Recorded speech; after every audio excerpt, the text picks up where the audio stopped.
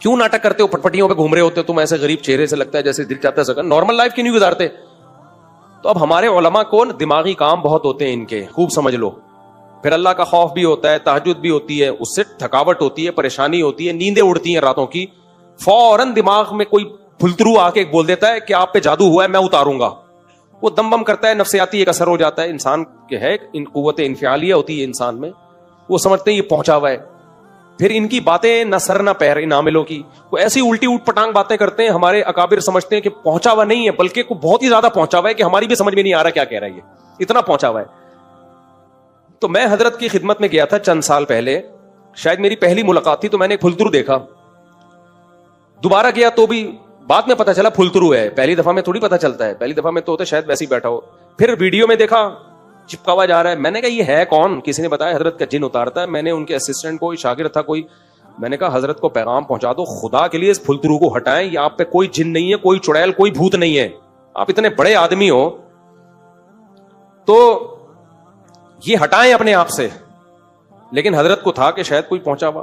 اس پھلترو نے اتنا کیش کرایا ہے مولانا طارق جمیل صاحب کو. اب تو چونکہ بات لیک آؤٹ ہو گئی ہے نا, نعیم بٹ صاحب نے کر دی لیک آؤٹ, تو پھلترو کو چاہیے اب الجھے نعیم بٹ صاحب سے. انہوں نے لیک کر دیا, اللہ کا بڑا فضل ہے, بہادری والا کام خاندانی کر دیا. میں نام نہیں لینا چاہتا تھا کہ اسپیسیفک لوگوں کا نام لے کے ان کی بات کرنا بلا وجہ کی دشمنی ہے. کوئی ایک پھلترو ہو تو آدمی نام بھی لینا. یہ سب پھلترو ہی ہوتے ہیں, بڑے مشہور لوگوں کے ساتھ چپکتے ہیں یہ, ان کے چپل یہ اتاریں گے, بوٹ یہ پالش کریں گے, مالشیں کریں گے, اور حضرت جی حضرت جی. حضرتوں کو پتہ ہی نہیں. ہمارے ساتھ بہت فراڈ ہوئے ہیں ایسے. عاملوں کو تو میں لفٹ ہی نہیں کراتا نا, دوسرے قسم کے فراڈ ہوئے ہیں پیسوں کے معاملات میں. ہمارے نام کو کیش کرا کے چندہ لینا شروع کر دیا, اس طرح کے ہمارے ساتھ ہوتے ہیں. تو میں نے حضرت کو پیغام بھجوایا تھا, حضرت اس کو ہٹاؤ, یہ بہت کیش کرائے گا آپ کو. تو کسی نے کہا کیا دلیل ہے آپ کے پاس فراڈی ہے؟ بھائی یہی دلیل ہے کہ جن چڑیل بھوت بگانے کا کام کرتا ہے, اس سے زیادہ مزید کسی دلیل کی ضرورت نہیں ہے, یہی دلیل کافی ہے. لیکن نہیں ہٹایا حضرت نے. وہ آرمی کے جنرل بول رہا ہے کہ جب مولانا طارق جمیل صاحب کا جن ایک آدمی بھگا رہا ہے, وہ تو پہنچی بھی فوجی جرنیل بٹھا بٹھا کے نا اپنی چڑیلیں اور بھوتیں بھگوا رہے ہیں اس سے, ان 2 ٹکوں کے لوگوں سے جن کے پاس گٹکا خریدنے کے پیسے نہیں ہوتے تھے. تو یہی دوسرا فراڈی ہے, وہ بھی مشہور ہے, ابھی کیا نام لوں میں اس کا. نعیم بٹ صاحب نے نام لیا, انہی کا کلپ دیکھیں. تو میرے کلپ کے ساتھ میں ایڈمن سے کہوں گا نعیم بٹ صاحب کا کلپ چلا دیں. وہ بھی منجن بیچ رہا ہے بھائی, 5 روپے اس کی جیب میں نہیں ہوتے تھے, اس کو کوئی جانتا نہیں تھا. ہمارے علماء نے اس کو باپ بنا دیا اتنا بڑا. اس کے بعد وہ جو پھیلے ہیں ان کی تو کیا, ان کی کوئی ریسرچ نہیں ہے بھائی. یہ جو کاپی پیسٹ گوگل سے کر کر کے رسالے چھاپے جا رہے ہیں. آپ کو یہ بیماری ہے 356.5 دفعہ یہ کلمہ پڑھو یہ ٹھیک ہو جائے گی. ابے تجھے کیا خواب آیا ہے, تجھے الہام ہوا ہے کیا؟ اتنے وظیفے مارکیٹ میں ٹھک ٹھک ٹھک کر کے وظیفے آ رہے ہیں. یا تو الہام ہوا ہوگا, یا خواب آیا ہوگا, یا کوئی تجربہ ہوگا. تو تجربوں سے کتنے وظیفوں کا تجربہ ہو گیا ہوگا. ایک بات ہے نا, میرے پیٹ میں درد ہے یہ والا وظیفہ, میرے جو ہے وہ پیٹ میں مسئلہ ہے تو آپ یہ والا وظیفہ, فلانا والا وظیفہ. آپ کا کہاں سے اتنے تجربے آ گئے؟ کوئی الہام ہوا ہے کیا؟ ہو تم ہماری طرح کے انسان ہو, اتنے کیسے پہنچ گئے؟ کہتے ہیں حضرت جی پہنچے ہوئے بہت ہیں. کیوں پہنچ گئے؟ ہم بھی تو اسی سوسائٹی میں ہیں. ٹھیک ہے ہم بہت نیک نہیں ہیں, ہم نہیں کہتے ہم بہت نیک ہیں, لیکن اتنے برے بھی نہیں ہیں یار, ہم نہیں پہنچے. اور یہ 2 دن میں پتہ نہیں ایک سی پروازوں پہ پروازیں طے کر کے کیا کھا رہے ہو تم, کچھ اور کھاتے ہو تم, روزانہ زمزم پیتے ہو. کیا خیال ہے وہی پانی پیتے ہو نا نلکوں کا جو ہم پیتے ہیں. تھوڑی بہت کوتاہیاں ہم میں بھی ہیں, تم میں بھی ہوں گی, ہم سے بھی غلطیاں ہوتی ہیں, ہم اللہ سے توبہ استغفار کرتے ہیں, تم سے بھی ہوتی ہوگی, یا تم کوئی دودھ کے دھلے ہوئے ہو. تبھی میں بول رہا ہوں نارمل لائف گزارا کرو. بزرگ بھی نارملی اچھے لگتے ہیں. بہت زیادہ پہنچا ہوا بزرگ ہے سمجھو نہیں پہنچا ہوا. بزرگ وہی اچھا ہوتا ہے جو نارمل. اور ہمارے جتنے اکابر ہیں وہ سب نارمل لائف گزارتے تھے, کبھی انہوں نے بڑے بڑے دعوے نہیں کیے. مولانا اشرف علی تھانوی رحمۃ اللہ علیہ کی سیرت اٹھا کے دیکھو, ایسی خاندانی ان کی تحریریں ہیں, حالانکہ واقعی وہ پہنچے ہوئے تھے, واقعی وہ لوگ واقعی پہنچے ہوئے تھے, لیکن ان کے ایٹیٹیوڈ سے, ان کے لائف اسٹائل سے کبھی یہ نہیں شو کریں گے کہ ہم کوئی بہت ہی پہنچے ہوئے ہیں. تو یہ کل کے بچے ہیں ہمارے سامنے, ان کو کھانے کے پیسے لوگوں کے پاس نہیں ہوتے تھے. جن چڑیل بھوت اور حضرت جی تصوف کے بھی منازل تم نے طے کر لیے, تم ساری چیزیں, تم وہ گردے میں پتھری نکالنے کا طریقہ ان کو پتا ہے. ان سے پوچھو بچی کی شادی نہیں ہو رہی, شادی کرانے کا طریقہ ان کو پتا ہے. ان سے کہو مجھے کینسر ہے, کینسر کا علاج یہ کم وقت بتائے گا آپ کو. ان سے کہو میرے سر پہ بال نہیں اگ رہے, بال اگانے کا طریقہ اس کے پاس ہے. ان سے بولو جی میرا دایاں گردہ خراب ہے, بایاں ٹھیک ہے, دائیں گردے کی الگ میڈیسن ہے ان کے پاس. ان سے بولو کہ میری ناف میں درد رہتا ہے, ناف ٹھیک کرنے کا ان کے پاس نسخہ ہے. ان سے بولو کہ میں 2 کر کے پچھتا رہا ہوں, دونوں بیویوں کو ٹھیک کرنے کا نسخہ ان کے پاس ہے. ان سے بولو کہ بھائی ابھی کیا بولوں, میں ایک چیز بولنے والا تھا, اکیلے میں بولوں گا, کچھ چیزیں ممبر پہ بولی نہیں جاتی ہیں. ان سے بولو کہ بھائی مجھے ہر وقت نزلہ زکام کھانسی رہتا ہے, وہ یہ ٹھیک کر دیں گے, ان کے پتہ ہے اس کا علاج ان کے پاس ہے. ان کو بولو میری ناک کی ہڈی ٹیڑھی, ہڈی سیدھی کرنے کا ان کے پاس نسخہ ہے. ان کو بولو کہ بھائی میری ابا کے اخلاق ٹھیک نہیں ہے, ابا کو ٹھیک کرنے کا نسخہ ان کے پاس ہے. ان کو بولو میرا بچہ ٹھیک نہیں ہے, بگڑ گیا, اولاد ٹھیک کرنے کا نسخہ بولو ان کے پاس ہے. الیکشن میں جیتنے کا نسخہ ان کے پاس ہے, ہارنے کا, دوسرے کو ہرانے کا نسخہ ان کے پاس ہے. رات کو نیند نہیں آتی, نیند لانے کا نسخہ ان کے پاس ہے. ڈرانے خواب آتے ہیں, اچھے خواب لانے کا. ابے بھائی دنیا میں تو ہی تو خدا ہے بھائی, تو پھر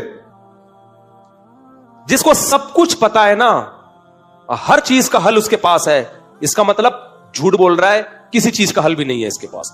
جن چڑیل بھوت بھگانے کا نسخہ ان کے پاس ہے, بے اولادوں کو اولاد دینے کا نسخہ. بھائی ان کی خانقاہوں میں جو لوگ جا رہے ہیں بے اولاد, ہمیں اولاد نہیں ہو رہی, یہ تمہیں نسخہ دے گا اولاد ہو جائے گی. شادی نہیں ہو رہی, یہ نسخہ دے گا شادی. ناکام عشق, اس کو کامیاب کون بنا کے دے گا, یہ بنا کے دے گا. ابا بیمار ہیں, ٹھیک کون کرے گا, ان کے پاس نسخہ, یہ ٹھیک کر دیں گے. بیوی شادی ہو گئی, قابو میں نہیں آ رہی, بد اخلاق بیوی کو ٹھیک کرنے کا ان کو ہنر. اب قریب میں آپ کو سب چیزیں ملیں گی. نام آگے آپ کیا کریں, نہیں بٹ صاحب نے نام لے لیا تو میں بھی بتا دوں. بیوی ٹھیک نہیں ہو رہی, ٹھیک کون کر کے دے گا, بولو نا. ان کے رسالے میں آپ کو مل جائے گا, بیوی خراب ہے تو ٹھیک کیسے کی. شوہر توجہ نہیں دیتا, ان کی کتاب میں آپ کو بولو نا مل جائے. کینسر بگڑ گیا ہے, ان کی کتاب میں آپ کو مل جائے گا کینسر ٹھیک کیسے ہوگا.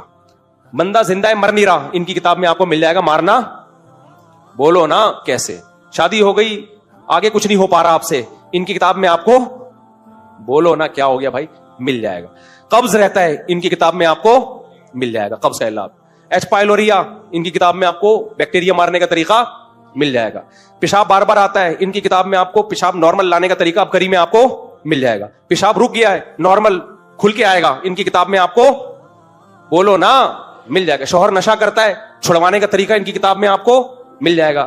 سمجھتے ہو, ساس قابو میں نہیں آ رہی, گھر آ کے بیٹھ گئی, یہ جا ہی نہیں رہی, ان کی کتاب میں آپ کو بھگانے کا طریقہ بولتے کیوں نہیں مل جائے گا. فلاں سے گناہ نہیں چھوٹ رہے, اولاد بگڑ گئی ہے, گناہ چھڑوانے کا طریقہ ان کی کتاب میں آپ کو بولتے کیوں نہیں بھائی مل جائے گا. یار آپ آکسفورڈ یونیورسٹی کو بھی آپ نے مات کر دیا یار, او بھائی منجن ہے یار. کل کی بات بتاؤں آپ کو, مزہ آئے گا آپ کو یہ واقعہ سن کے. یہ پکڑ دراج تمہیں فارم میں آیا ہوں. نعیم بٹ صاحب تمہیں سلام ہے. کوئی ایک انسان تو ہوا جس نے نام لے کے ایکسپوز کیا ہے. اتنے لوگوں کو دھوکہ دیا ہے یار ان دونوں نے, اتنے لوگوں کو پیسے برباد کر دیے. میرے پاس واقعات کی ایک طویل فہرست ہے. بھائی نہ یہ حکیم ہے نہ یہ روحانی ہے, کسی ریلائبل حکیم سے علاج کراؤ, باقاعدہ پڑھا ہوا ہو, وہ تجربہ ہو اس کا. کسی ڈاکٹر مر گئے کیا ڈاکٹر.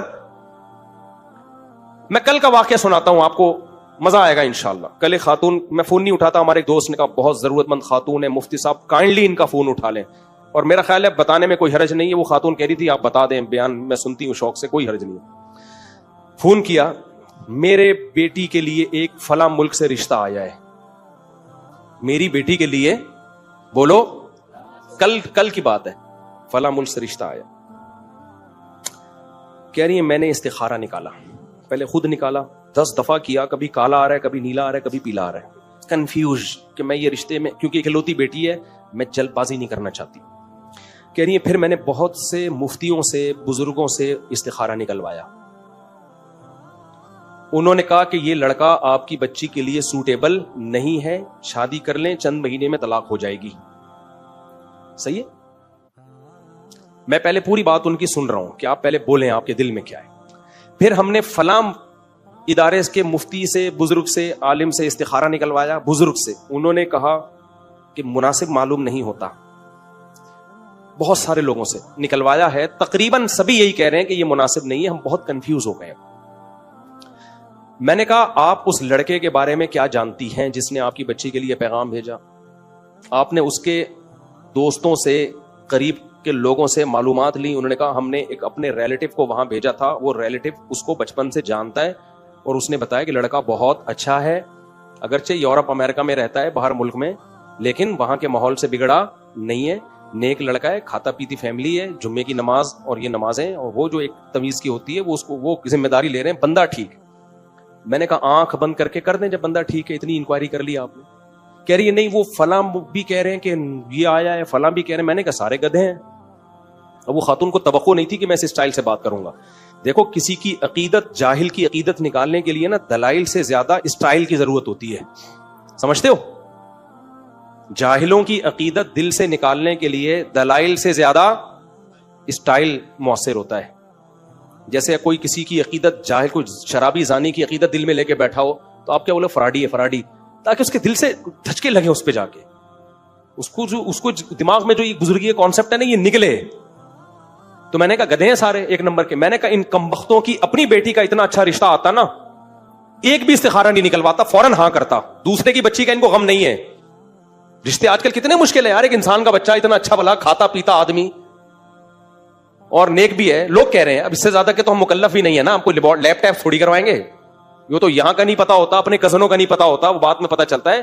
میں نے کہا ہم اسباب کے مکلف ہیں, اگر اسباب سے ہمیں لگ رہا ہے, باقی علم الغیب تو میرے پاس بھی نہیں ہے. میں نے کہا کل ایسا نہ ہو طلاق ہو تو آپ بولے مفتی صاحب نے بولا تھا, تو وہ تو کسی کو نہیں پتا ہوتا. جب ایک گراؤنڈ ریئلٹی ہے, تحقیق کروا لی قریبی لوگوں نے. میں نے کہا ایسا تو نہیں جو اس کی تحقیق کر رہے ہیں وہ بھی آپ کے خیر خواہ ہیں, کہہ رہے ہیں ہاں. میں نے کہا پھر کیوں انکار کر رہی ہو؟ حدیث میں آتا ہے کہ جب کوئی اچھے اخلاق والا آدمی نکاح کا پیغام بھیجے, اس کے دین اخلاق, میں نے کہا پرسنالٹی بھی چیک کر لیں, خالی اخلاق نہیں ہوتے. تو وہ آپ کی بچی سے میچ کر رہی ہے نہیں کر رہی پرسنالٹی, انہوں نے کہا سب سیٹ ہے, روکے کرو. نہیں میرے بھی کالا آیا تھا, اس کے بھی نیلا آیا, اس کا بھی پیلا آیا, اس کا بھی گلابی. میں نے کہا ان کو تم نہیں کہہ سکتے تھے کہ بیچاری مسئلہ پوچھ رہی. میں نے کہا جتنے لوگوں نے استخارہ نکال کے آپ کو پتا ہے سارے کیا ہیں, بار بار آپ بزرگ تھوڑی ہوتے ہیں. میں نے کہا گدھے ہیں یہ.